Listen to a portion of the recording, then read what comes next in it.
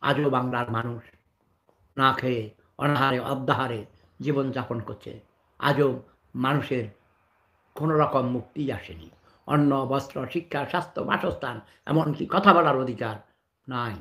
সরকার পাল্টায়, সরকার গিয়েছে, বঙ্গবন্ধুকে হত্যা করা হয়েছে, জিয়াউর রহমানকে শহীদ করা হয়েছে, মানে হত্যা করা হয়েছে, এরশাদকে সারিতে সরিয়ে দেওয়া হয়েছে, হাসিনা গেল, খালেদা গেল, কিন্তু এক আব্দুল গেল, আব্দুল আইল, মানে জনগণের ভাগ্য পরিবর্তন নাহি ঘটিল।